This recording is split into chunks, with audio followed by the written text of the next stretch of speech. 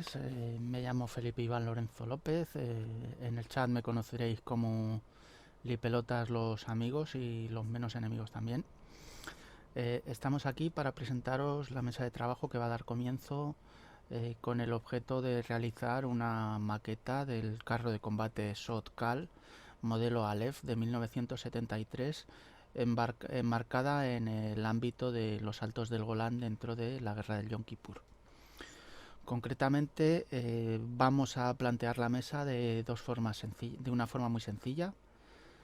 Vamos a ser dos personas los que llevemos la mesa, que vamos a ser Hormigos, Hormi en el chat para el que lo conozca, y yo. Yo principalmente me encargaré de la parte de montaje y detallado del modelo, y Hormigos se encargará de la parte de decoración y pintura del mismo. Para empezar la mesa, lo primero que yo quiero hacer es haceros una breve introducción histórica sobre el conflicto.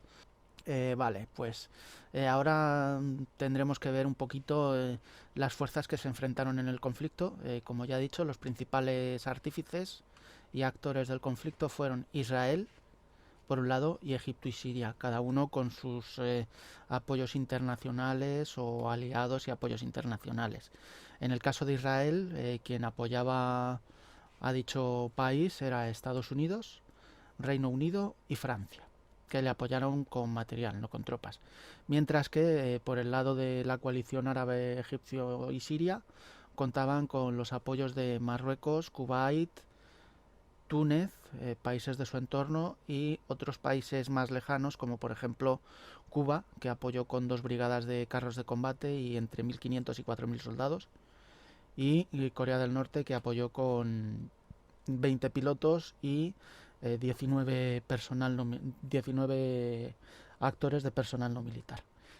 Y contaban con el apoyo internacional de la Unión de Repúblicas Socialistas Soviéticas, que era quien les había facilitado todo el material del arsenal árabe. ¿Cómo se desarrollan los acontecimientos? Bueno, los acontecimientos no empiezan en sí el día 5, que es el día que inician la batalla, sino que previamente al inicio de las hostilidades, el ministro de Defensa, Moshe Dayan, junto con el general jefe de las tropas israelíes, pues visitaron los frentes donde se iba a desarrollar el conflicto, sin atender a lo que iba a pasar, porque no sabían, esperaban un ataque, pero no sabían cuándo iba a ser ese ataque. En esta visita realizada el día 26, por ejemplo, a las tropas israelíes establecidas en los Altos del Golán, el ministro de Defensa israelí, como ya hemos dicho, dijo una frase muy premonitoria de lo que iba a pasar, y le dijo a sus tropas que al otro lado de la frontera se encuentran estacionadas las tropas sirias con un despliegue antiaéreo muy similar al de Egipto, cosa que dificultaría mucho el desarrollo de las operaciones aéreas, puesto que aplicaron tanto árabes como egipcios, sirios como egipcios, aplicaron los conocimientos que habían conseguido los rusos en la guerra de Vietnam contra los americanos en el despliegue de unidades antiaéreas equipadas con misiles. Las hostilidades comenzarían el día 6 de octubre. 6 de octubre era, 5 o 6 de octubre. El 6 de octubre, bien digo, a las 2 del mediodía, con un ataque simultáneo por el Sinaí y por el Golán. En el Sinaí nos centraremos un poquito en Egipto, que da comienzo a la operación que denominaron Operación Badar. Con más de 200 carros de combate, 200 aviones atacando toda la línea del frente y las distintas bases aéreas israelíes próximas para lograr la superioridad aérea, junto con el empleo de los misiles antiaéreos que habían sido proveídos por los rusos de modelo SA-2 y SA-3, y los consabidos Manpads, que no eran muy efectivos para la época, pero que podían poner en jaque a los aviones enemigos. Seguido al ataque aéreo, hubo un ataque de artillería que duró 53 minutos, al amparo del cual los soldados árabes por parte de Israel, por parte de Egipto, atacarían la línea del canal de Suez, asaltando las fortificaciones israelíes y derribando los muros de las fortificaciones con chorros de agua de alta presión. Este asalto lo realizaron en torno a unos 32.000 soldados distribuidos en 5 puntos del frente del canal de Suez para apoderarse de las posiciones de la línea Bar-Lev israelí. Los israelíes realizaron varias acciones aéreas este día, pero resultaron ineficaces debido al gran despliegue de tropas SAM, de unidades SAM que tenían los egipcios. Unos días más tarde, concretamente el 7 de octubre, las tropas israelíes lanzan un infructuoso ataque sobre las tropas egipcias, recibiendo un gran número de bajas y perdiendo incluso 2 aviones A4 Skyhawk en ataques a bases aéreas. La estabilización del frente se produciría el día 9 de octubre, momento en el cual los israelíes se habrían repuesto del varapalo inicial y lanzarían un contraataque contra las tropas árabes, haciendo asaltos incluso a la otra orilla del canal de Suez, a la orilla occidental, que estaba en poder de Egipto. La guerra en este momento terminaría el 25 de octubre, pero no acabaría el conflicto en sí, sino que se tendrían enfrentamientos esporádicos hasta el 18 de enero del 74, momento en el cual árabes egipcios e Israel firmarían un pacto de paz. Las operaciones en los Altos del Golán no fueron muy diferentes. Los sirios, como ya he comentado, atacaron el día 6 de octubre a las 2 del mediodía, igual que los egipcios, cuando lanzaron un inesperado ataque para desalojar a los israelíes en una operación que esperaban durara 2 días para desalojarles de los Altos del Golán. En estos ataques, Israel en la zona del Golán solo disponía de 180 carros de combate, de los cuales no había muchos completamente en servicio para realizar las acciones de combate requeridas. Frente a estos 180 carros de combate, los sirios inicialmente destinaron un despliegue de 1.200 carros de combate, una proporcionalidad que les daría, según ellos, la victoria perfecta, porque aplastarían a las pobres tropas israelíes, y se dieron cuenta de que no sería así. La sorpresa que sufrieron los sirios cuando 2 solitarios y dañados carros de combate Sotkal detuvieron a una unidad de 150 carros de combate sirios de modelos T-55 y T-62, destruyendo con sus 130 proyectiles de cañón o inutilizando un total de 72 vehículos sirios.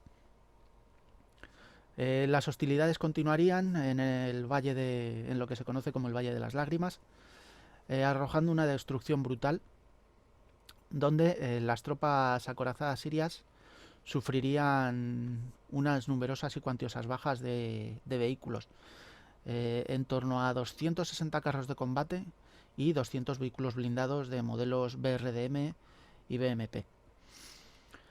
La séptima brigada israelí respondería con tan solo 7 carros operativos de los 105 con los que contaba, logrando causar nada más y nada menos que 867 bajas al ejército sirio, entre carros de combate y vehículos de infantería. Siria se vio en este duro golpe por la superioridad de las tácticas y técnicas utilizadas por el ejército israelí. Las operaciones continuarían siendo brutales hasta el 9 de octubre, cuando las tropas israelíes pudieron tomar un breve descanso en los ataques sirios y conseguir reponerse para lanzar contraataques contra las tropas sirias y devolverlas a las posiciones iniciales de la frontera antes del ataque.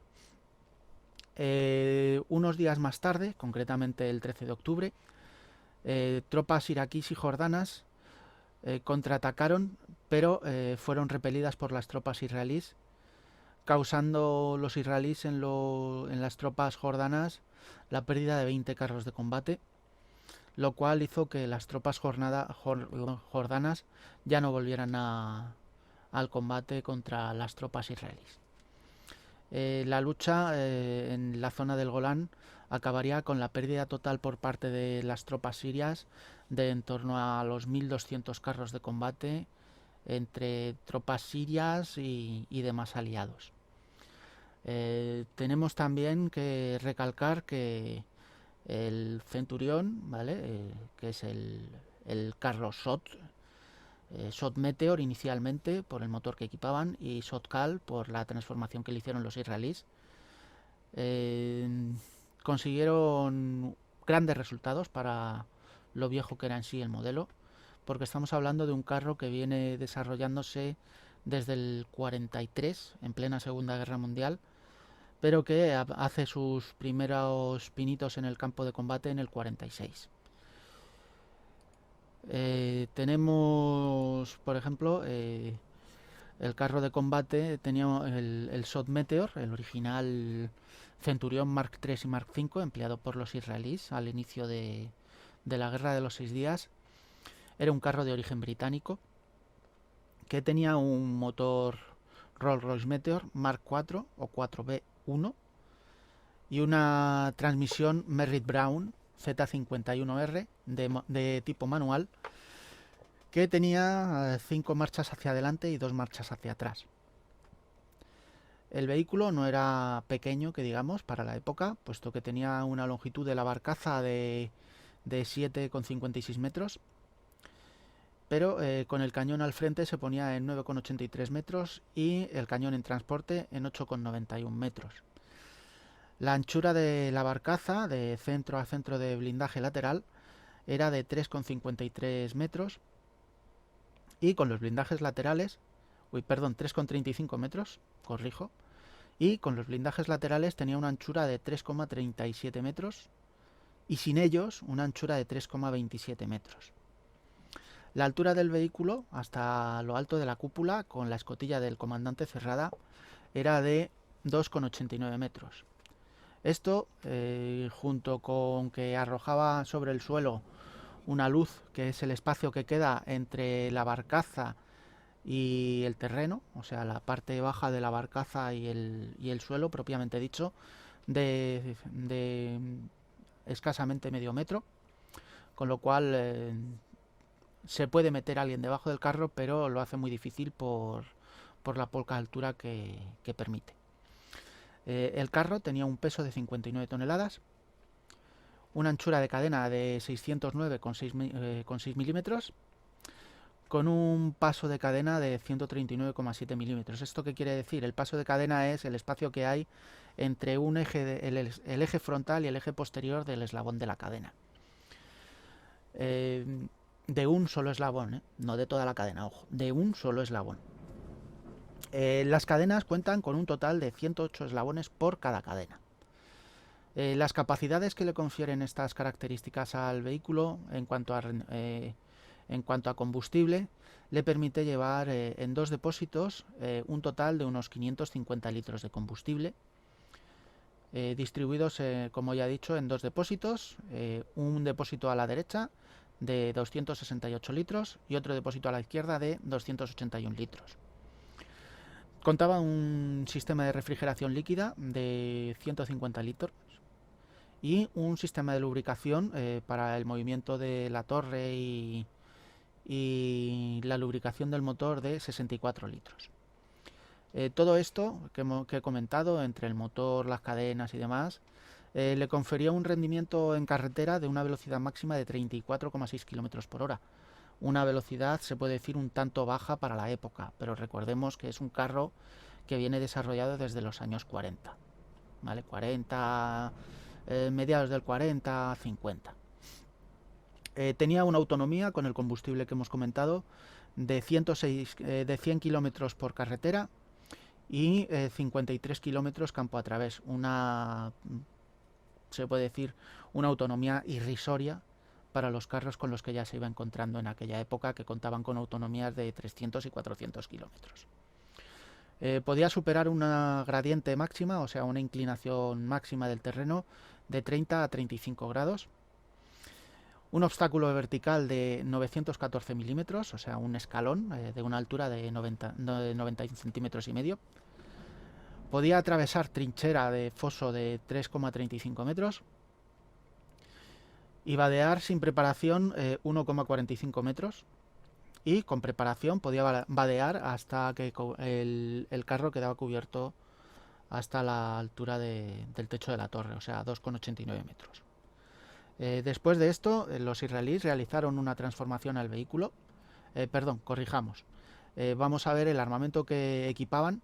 Inicialmente los Sod Meteor contaban con un cañón de 20 libras, que son unos 84 milímetros para los cañones occidentales, de alta velocidad, de una longitud de 3,3 calibres, lo que se pone aproximadamente en 2,56 metros de longitud de cañón, y tenía un movimiento de 360 grados en la horizontal, o sea, podía dar una vuelta entera sobre el eje horizontal del carro, y podía elevarse 18 grados y deprimirse, o sea, inclinarse hacia abajo el cañón tan solo 10 grados. El armamento secundario con el que contaban, los Mark III contaban con una ametralladora coaxial Bresa Mark III-1, alimentada por tambor y refrigerada por aire, y contaba con dos juegos de lanzafumígenos, uno a cada lado de la torre, con un total de 6 tubos distribuidos en 3 pares cada uno.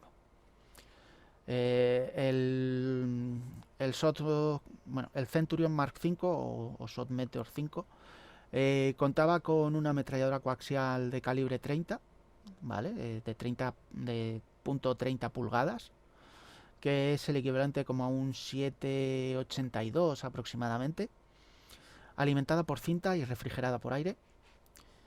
Igual que el Mark III, contaba con el mismo lanzaartificios, el mismo lanzafumígenos. Y contaban con una dirección de tiro FV-GCE, el número 1 Mark IV.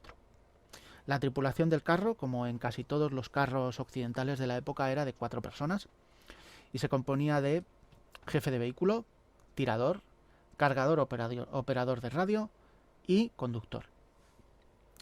Por contra, en la transformación que le hicieron al Sod Meteor, que pasó a llamarse Sod Cal, le metieron un motor General Dynamics Land Systems americano, modelo Continental AVDS 179 2AC, de 12 cilindros en V, de tipo diésel, refrigerado por aire y con una potencia de 750 caballos de fuerza, a una velocidad de 2.400 revoluciones por minuto.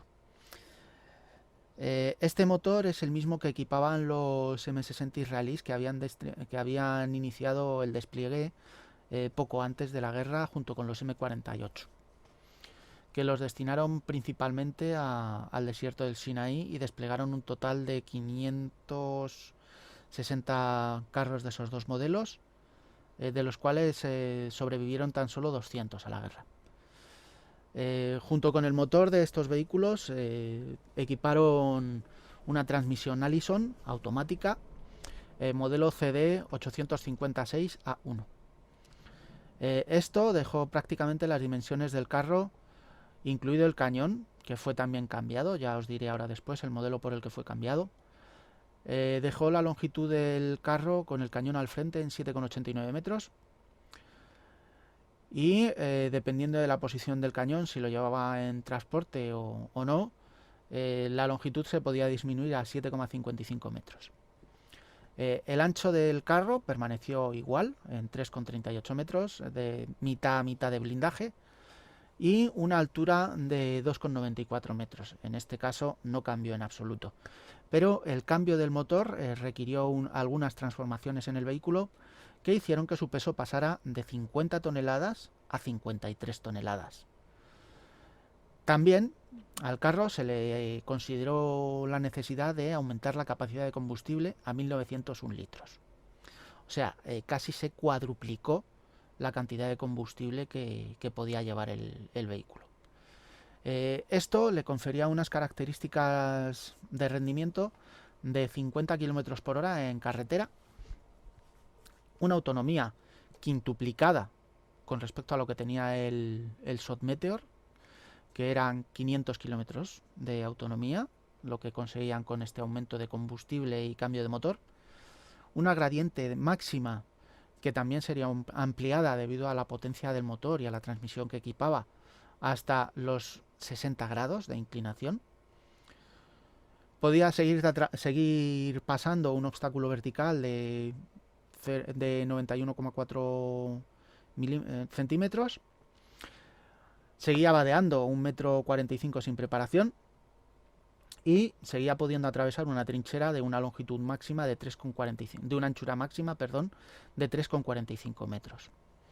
El armamento principal, o sea, el cañón del carro, sería sustituido del 20 libras inglés a un cañón L7 de 105 milímetros de origen americano. El armamento adicional contaba con una ametralladora coaxial de 7,62 milímetros y otra ametralladora en la torre de 7,62 milímetros. Aparte, había algunos carros que equipaban encima del cañón una ametralladora de 12,7 milímetros, cosa nada desdeñable para la potencia que tiene ese armamento. La tripulación seguiría siendo de 4 vehículos, de 4 tripulantes, confiriéndose un jefe de vehículo, un tirador, un cargador y un radiooperador conductor. Un jefe de vehículo, tirador, cargador, radiooperador y conductor. Bueno, pues ahora pasaremos a ver un poquito las opciones modelísticas que tenemos para realizar estas maquetas, que son 2, y veremos el unboxing de una de ellas. Principalmente las 2 marcas en las que nos podemos centrar, que son las mejores que hay para este vehículo, son la de AFV y la de Amusing Hobbies. Estas 2 marcas, el despiece del vehículo es extremadamente similar, lo que a mí personalmente me lleva a pensar de que Amusing Hobby ha comprado o ha adquirido los moldes de AFV para el Shotcal, Aleph, y lo ha fabricado y embalado en su caja particular de Amusing Hobbies. Opciones que tenemos, creo recordar que el Shotcal del 73 que tiene AFV lleva la cadena del vehículo en vinilo y el cañón de aluminio. Por contra, en la maqueta de Amusing Hobby, la cadena es de tipo Model Casting, encaja a presión sin necesidad alguna de pegamento y tiene el cañón en una sola pieza de plástico, pero que yo creo que va perfecta para lo que nosotros queremos reproducir en el carro. Bueno, pues ahora vamos a proceder con el unboxing de la maqueta. Como ya hemos dicho, tenemos 2 opciones de modelo. Por un lado tenemos las que nos presenta AFV y por otro la de Amusing Hobbies, recién salida al mercado. Entonces yo concretamente voy a hacer la de Amusing Hobbies, ¿de acuerdo? Que es esta de aquí. Es una maqueta a 1.35 que reproduce un Shotcal Aleph del año 73, enmarcado en la zona del Valle de las Lágrimas, que es donde queremos hacer la maqueta, en la región de los Altos del Golán. Bueno, primeramente vamos a ver el libreto de instrucciones. En ese libreto de instrucciones de 15 páginas podremos observar, como es costumbre, el ensamblaje de la maqueta. Aquí le tenemos. Vemos que la primera página y la segunda página son páginas a color y el resto de la maqueta es, bueno, de las instrucciones, perdón, es en blanco y negro.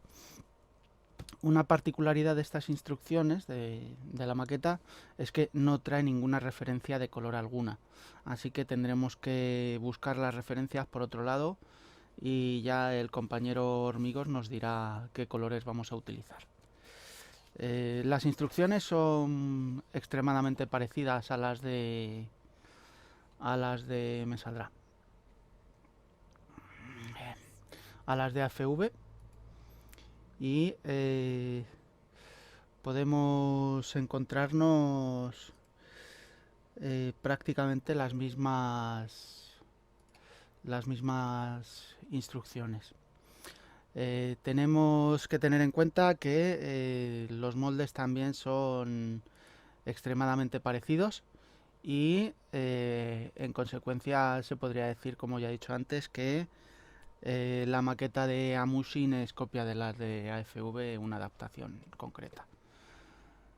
A ver, como bien vemos aquí, en los primeros pasos de las instrucciones, mierda, perdón.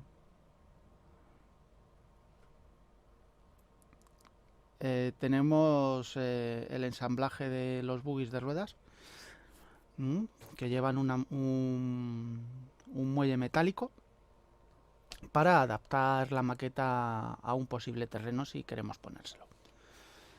También tenemos aquí las piezas de 7, de 8 y de 17 que el fabricante no indica, pero con un simple truquillo se pueden dejar móviles en lugar de pegarlas para poder adaptar bien la suspensión y que quede de una forma más real en el terreno. ¿Vale? Como veis, todas las instrucciones son extremadamente parecidas. Como bien veis en las instrucciones no se han roto mucho la cabeza, la verdad sea dicha, ya que han cogido las mismas instrucciones para todos los modelos de AFV y de Amushin Hobbies, claro.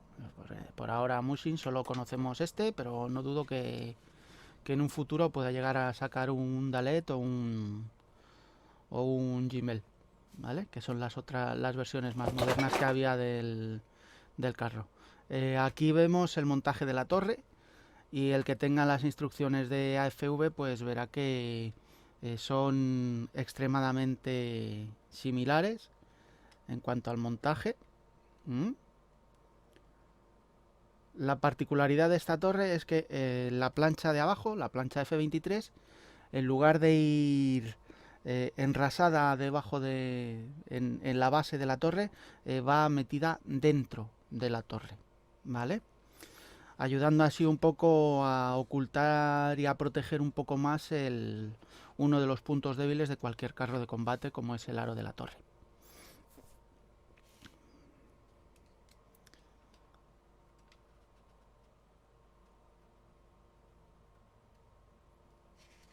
Vale.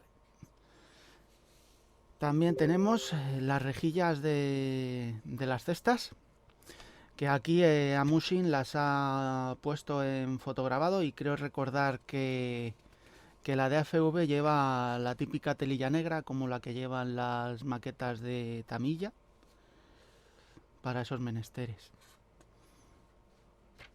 ¿Vale?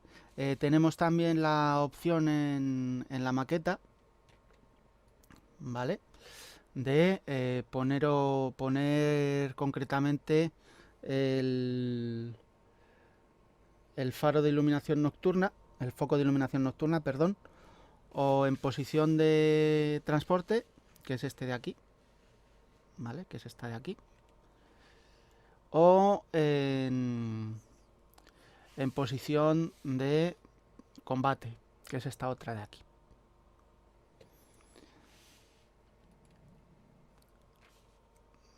Y no sé qué más decir. Concretamente la maqueta viene para hacer 3 posibles decoraciones que se pueden llegar a ampliar con las simples calcas que trae la maqueta hasta un total de 27 decoraciones, ¿de acuerdo?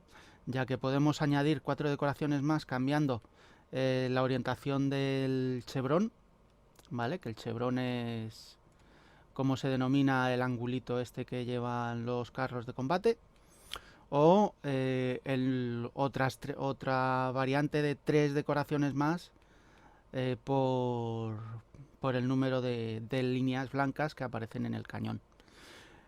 Concretamente el chevrón, si mal no recuerdo, ya os concretaré más por escrito.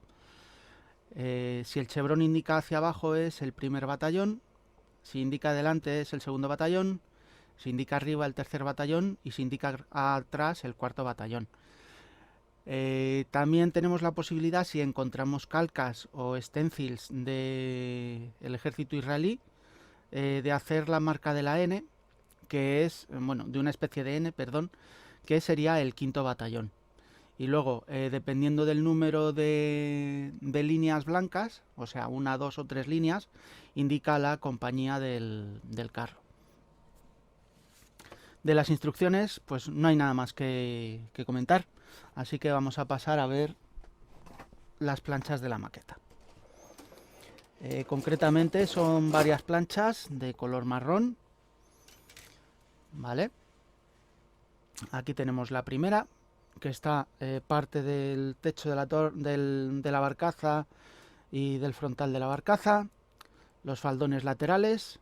Esta pieza que se desecha, porque es de un Shotcal Meteor o un Centurion Mark 4, Mark 3 o Mark 5. Distintas cajas de almacenamiento. No, sí, cajas de almacenamiento. Las planchas de blindaje lateral. Parte de protectores de diverso tipo. La escotilla del conductor. Algunos soportes de rodillos de retorno. A ver, que parece que no se ve bien. Vale, ahí. Y diversas piezas menores, así como parte de las piezas del sistema de tensión de la cadena. Estas piezas se pueden detallar cambiándoles, por ejemplo, lo que son las asas que llevan, ¿vale? Por unas de fotograbado, que ya os enseñaré cómo. Y también se puede optar, pues a lo mejor por coger, seccionar por las rayas que están marcadas y poner parte y no todo el faldón lateral. Vale, vamos a otra plancha. Vale, esta plancha concretamente lleva parte de la cubierta del motor, que también se desecha porque pertenece a un Centurion, a un Shotcal Meteor. La parte superior frontal del glacis, del frontal de la barcaza, los faldones, los pasos finales de las ruedas, diversas piezas de la parte trasera de la barcaza, partes del lote de a bordo, parte de la parte posterior de los pasos finales para pegarlos a la maqueta con la angulación de la barcaza. Y poco más que deciros. Parte de la suspensión también. Las tapas de los cofres. Y no hay más que decir de esta plancha. Así que vamos a pasar a la siguiente. En esta plancha nos vamos a encontrar con la torre. ¿De acuerdo? Básicamente son todo piezas de la torre que sirven para detallarla y montarla. Como bien veis, viene dividida en 2 mitades, cosa habitual en los Centurion de AFV, no sé por qué. La plancha de la base de la torre, que como ya os he dicho va metida dentro, no va en superficie como en los otros carros. La parte de arriba y los distintos cofres laterales, así como la parte del bloque de visión del comandante del carro. La torre viene bastante bien detallada, me saldrá, eh, con la textura de fundición. A ver, vamos a hacerle un poco más de zoom. No se ve muy bien. A ver, esperar un momentito. Voy a ver si puedo darle un poco más de luz para que se vea un poquito mejor. No, da demasiada luz. Así que nada, mi gozo no pozo. Pues bueno, os lo acerco un poquito más para que lo podáis ver. A ver, espera un segundito. Vale.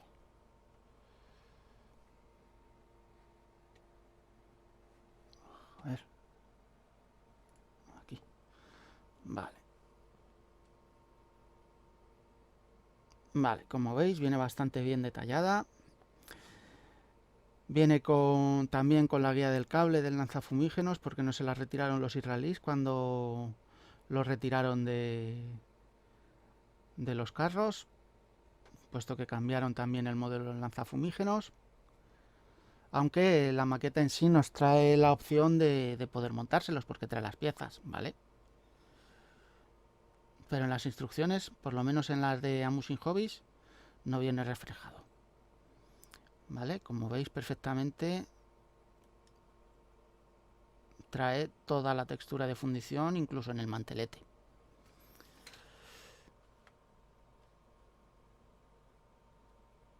Vale. Vale. A ver, vamos a quitar esto de aquí. Bueno, pues vista esta plancha, vamos a pasar a la siguiente.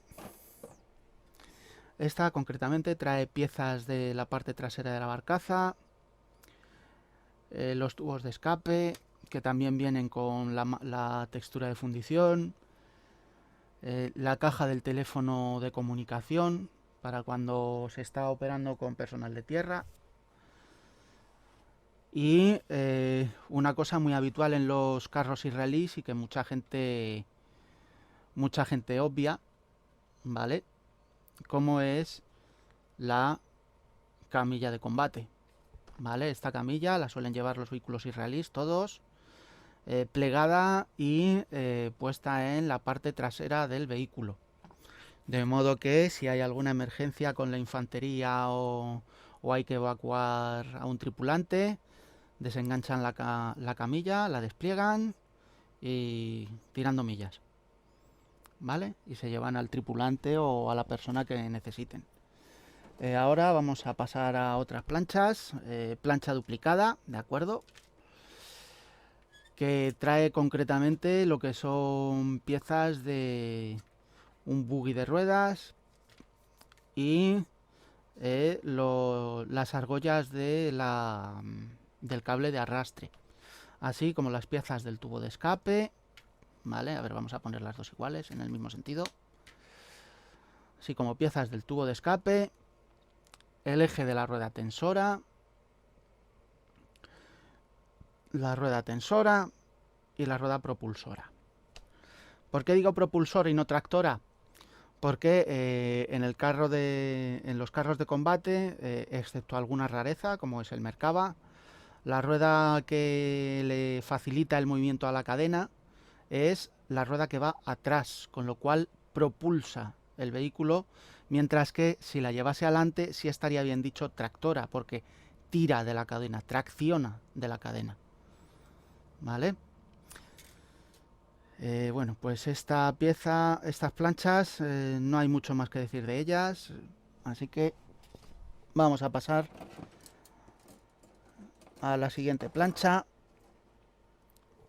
Esta plancha de aquí, concretamente la K, nos trae la petaca, perdón, que esta también es duplicada, Estas planchas nos traen la petaca, diversas piezas, parte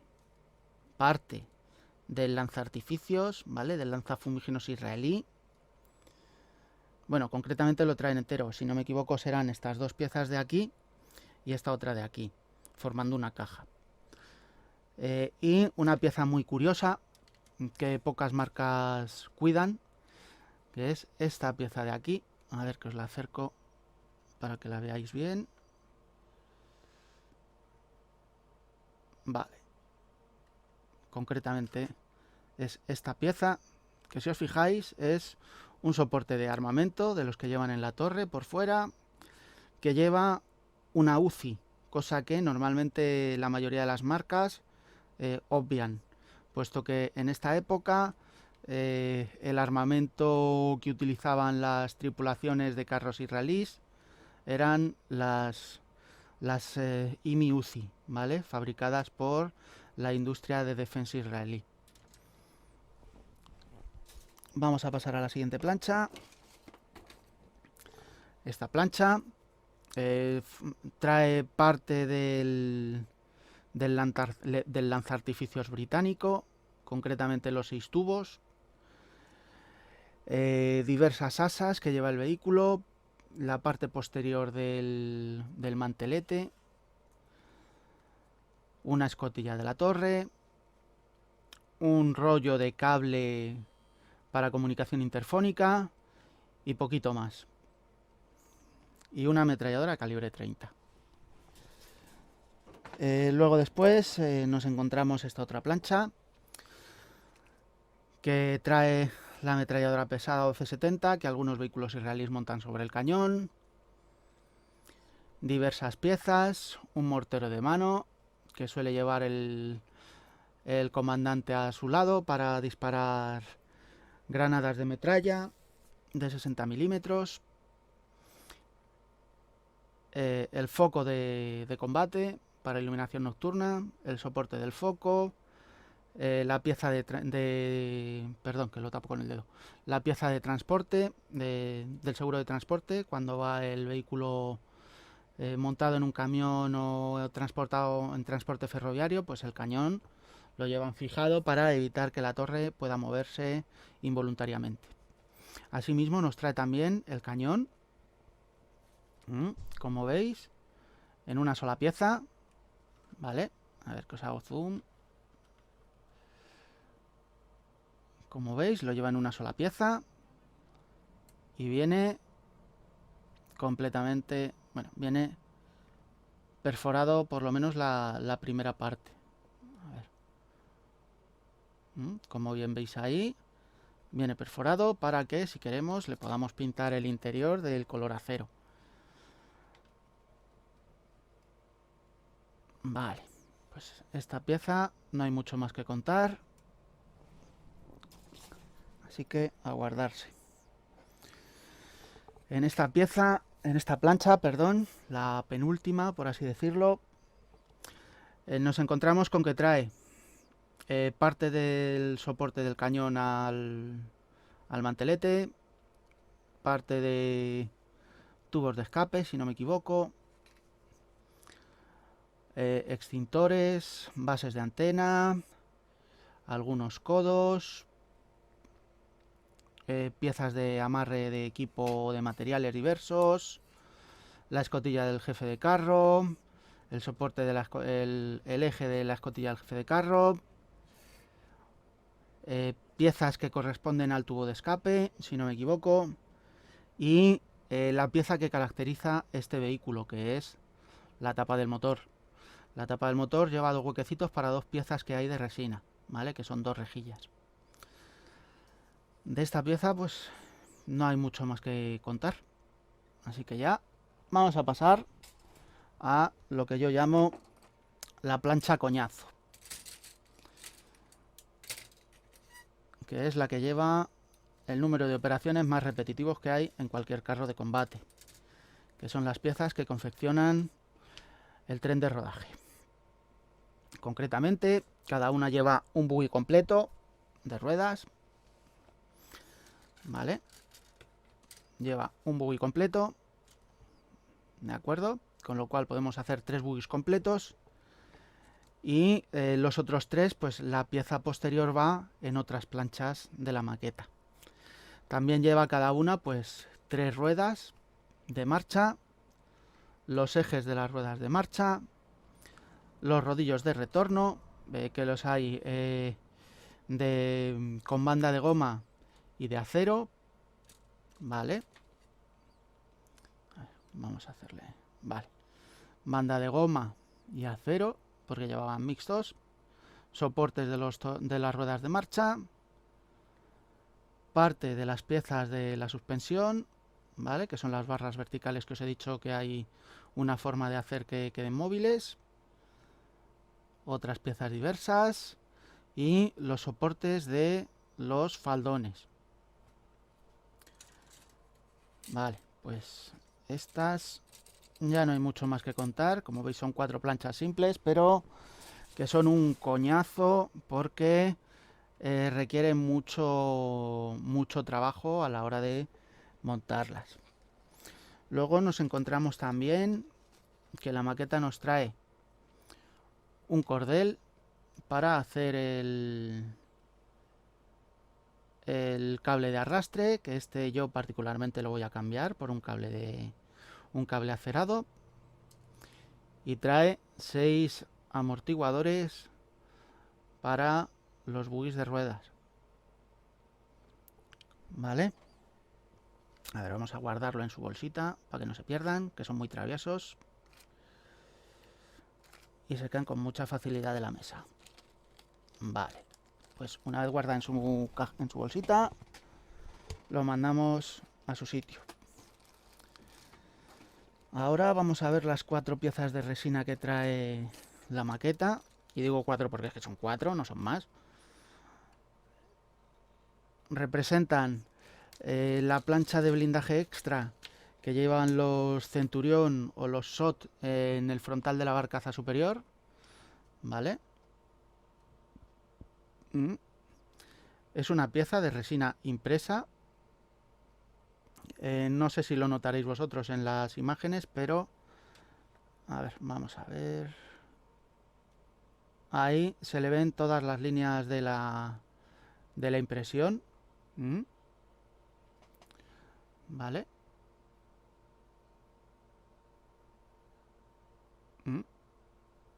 Por ejemplo, aquí se le nota muchísimo la línea de la impresión. Luego tenemos las 2 piececitas que van en la tapa del motor. Vale. Y lo que es el encastre del cañón. El encastre del cañón. Vale, que aquí concretamente se le pueden observar los restos de los soportes de la resina.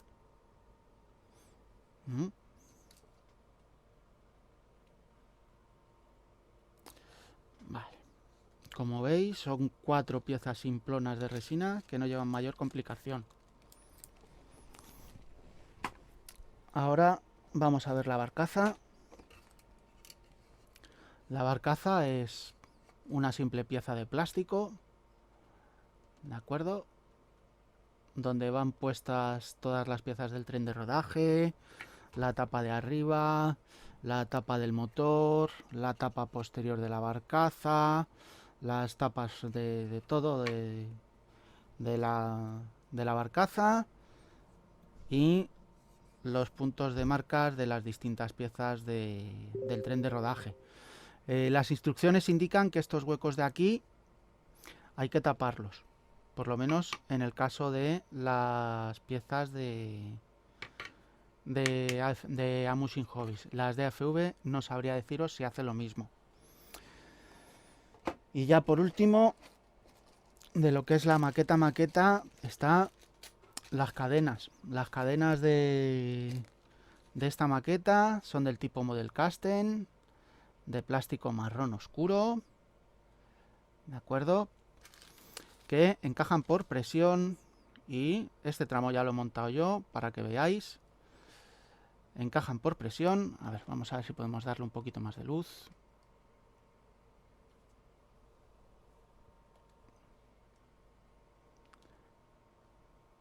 Para que veáis un poquito mejor. Ahí se ve mejor. Vale. Estas cadenas, concretamente, como ya os digo, eslabón a eslabón, encajan por presión, no necesitan pegamento. Y como veis, quedan completamente articuladas. ¿Vale? Para que veáis que no os engaño, dos eslabones que están sueltos. Completamente sueltos. A ver que os lo enfoco para que lo veáis bien. Pues ya lo veremos más detenidamente cuando hagamos la maqueta. Esto simplemente es ponerlo así. Presionar.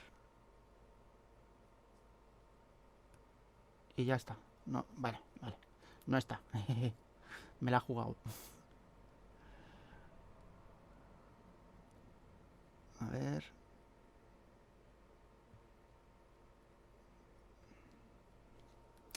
Parece que no quiere. A ver. Ahora. ¿Vale? Ya está montado el trocito de los dos eslabones. Y como bien veis...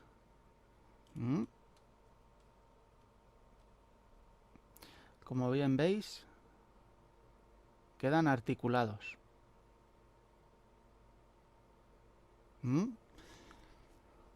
¿Qué es lo bueno que tiene esto? Pues que la cadena podemos darle la caída correcta, mientras que en la de AFV, si mal no recuerdo, la cadena es de vinilo, ¿vale? Con lo cual habría que intentar buscar otra opción si queremos que la cadena tenga un poco de caída y que parezca más viva. La cadena viene en una sola bolsa, ¿de acuerdo? Pero yo ya me la he separado en dos bolsas, para tener una cadena para el tren de rodaje izquierdo y otra para el tren de rodaje derecho. Vale, vamos a quitar esto. Y ahora un extra que trae la maqueta en sí. Es un extra que es de agradecer, ¿vale? Que es una figura de un comandante de carro israelí de aquella época, ¿de acuerdo? A ver, vamos a ver. Vale, la figura en sí viene con bastantes buenos detalles, como por ejemplo los cables del casco interfónico y las distintas cremalleras de los bolsillos del mono de tripulaciones, etcétera, etcétera, etcétera. Y las manos con los prismáticos, como que el jefe de carro estuviera observando para ordenar un avance o para localizar algún enemigo. ¿Vale? La pieza en sí viene bastante bien para mi gusto. Ahora, se está pendiente que MiniArt, ¿vale? En breve va a sacar unas tripulaciones de carros ambientadas en la época del Yom Kippur. ¿Vale? Ha sacado ahora recientemente unas de carristas modernos y se está pendiente que saque una del Yom Kippur. ¿Vale? ¿Cuándo? No lo sé. Pero ya os digo que está pendiente. Porque en el catálogo lo tienen. Y ahora os voy a... Bueno, falta una cosita que se me olvidaba. Esta es la plancha de pegatinas. Con la única pieza transparente de toda la maqueta, que es el cristal del foco nocturno. ¿Vale? El foco cuadradote que os he mostrado antes. Y ahora ya vamos a ver un poquito los materiales extras que yo tengo intención de utilizar. Concretamente son... bueno, fuera. Se me olvidaba. Tenemos también esta plancha de fotograbados que corresponde a la maqueta, ¿vale?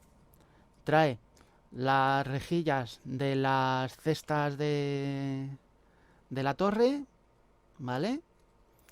Piezas de la chapa de la tapa del motor, distintas tapas de registro y placas de matrícula, entre otras cosas, ¿vale? Concretamente trae 4 placas de matrícula, ¿vale? Que aquí las tenéis, aquí las veis perfectamente. 3 y la cuarta que a mí me viene doblada para atrás, ¿vale? Y ya la maqueta en sí, con esto, finiquitada. Ya habéis visto que es una maqueta simplona, sin mucha complicación.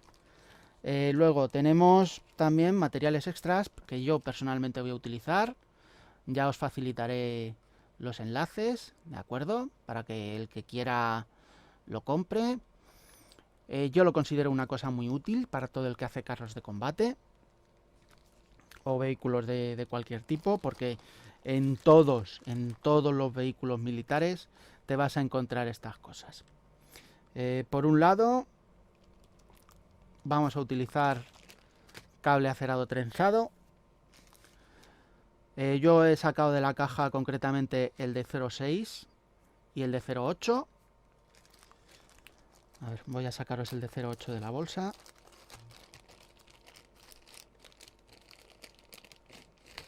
Vale. El de 0.6 y el de 0.8.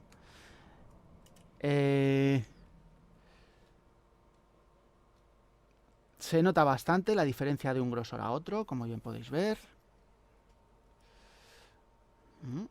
A ver, vamos a enfocaros un poquito esto. Como bien podéis ver, se nota mucho la diferencia, en solo 2 décimas. Pero si os fijáis bien también podéis ver cómo está perfectamente trenzado el cable. Y otra cosa que voy a utilizar yo en la maqueta, que como ya os he dicho cualquier carro de combate lo lleva, son los agarres para las piezas de equipo que llevan colgadas los carros, o las mochilas, o para enganchar las antenas, o para enganchar yo que sé, redes miméticas, toldos, lo que se quiera, ¿vale? Concretamente es, a ver que os enfoco, esto, ¿vale? Yo tengo de 2 marcas, que son las únicas que he visto que los tengan, ¿vale? Que son Aber y Voyager Model. Diferencia entre una y otra, básicamente, la de Voyager te trae 400 piezas y la de Aber te trae muchísimas menos piezas, pero de distintos tamaños. Como bien podéis apreciar en la de Aber,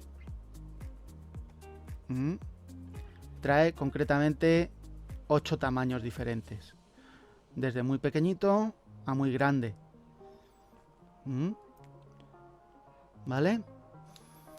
Y el de Voyager Models, como podéis apreciar, solo es un tamaño lo que trae. Solo trae un tamaño. Y ya está con esto. No sé qué más deciros de la maqueta. Como ya os he comentado, el compañero Ormi es el que se va a encargar de todo el tema del apartado de pintura. Yo me encargaré del apartado de ensamblaje y detallado. Y nada más que contaros, chicos. Espero que tengamos todos una buena experiencia con esta mesa de trabajo y que podamos sentar un poco de cátedra a la hora de poder desarrollar nuestra afición modelística y también poder